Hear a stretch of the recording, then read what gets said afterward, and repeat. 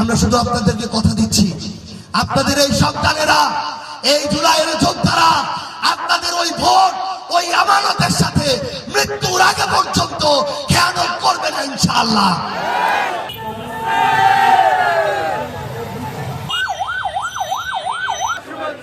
এনসিপির পক্ষ থেকে এই শুভেচ্ছা সতীশ ভাইয়ের আগমন। খুব কষ্টের কথা, তারেক রহমান 17 বছর পর বাংলাদেশে তশিল।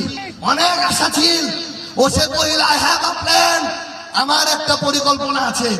খুব খুশি হলো, কিন্তু কয়েকদিন যাইতে না যাইতে তারেক রহমান যাদেরকে বিএনপির পক্ষ থেকে মনোনয়ন দিছে, খাতা কলমে প্রমাণ হিসাব করেছে, এর মধ্যে 15 জন ওই ঋণ খেলাপি। ঋণ খেলাপি মানে কি? ব্যাংক থেকে লোন নিছে, লোন লেহানের টাকা মারাই দিছে, আর জীবনও দেয়নি। ওই 15 জন ব্যাংক থেকে যে টাকা মারে দিছিল, কার টাকা? জনগণের টাকা। কার টাকা? ভয়ঙ্কর কথা হই, ওই 15 জন মিলে ব্যাংক থেকে জনগণের 6000 কোটি টাকা লুটপাট করছে। আমরা তারেক রহমানের কাছে জানতে চাই, জনাব তারেক রহমান, আপনার পরিকল্পনা কি? যারা এখন এমপি হয় নাই, ক্ষমতায় যায় নাই, তারা যদি ক্ষমতায় যাওয়ার আগে 6000 কোটি টাকা লুটপাট করে, তাদেরকে দিয়ে নির্বাচনের পরে আপনি কত হাজার কোটি টাকা লুটপাট করাতে চান? এই উত্তর আমাদেরকে দেয়া লাগবে।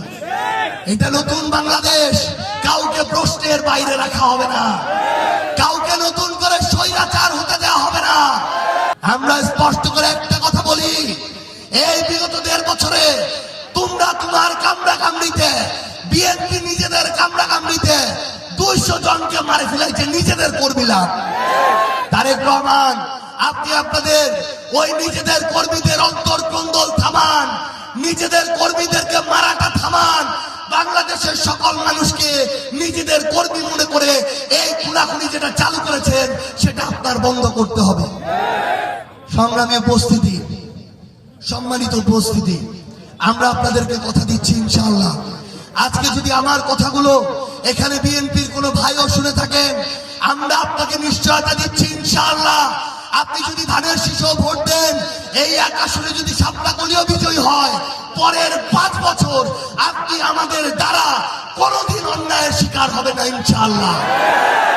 আমরা এই পঞ্চগড়ের যে সদর হাসপাতাল, এই হাসপাতালকে 250 শয্যার পূর্ণাঙ্গ আইসিইউ সহ হাসপাতালে পরিণত করব।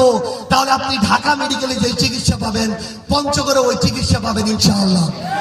আমরা শুধু আপনাদেরকে কথা দিচ্ছি, আপনাদের এই সন্তানেরা, এই জুলাইয়ের যোদ্ধারা আপনাদের ওই ভোট, ওই আমানতের সাথে মৃত্যুর আগে পর্যন্ত খেয়ানত করবে না ইনশাআল্লাহ।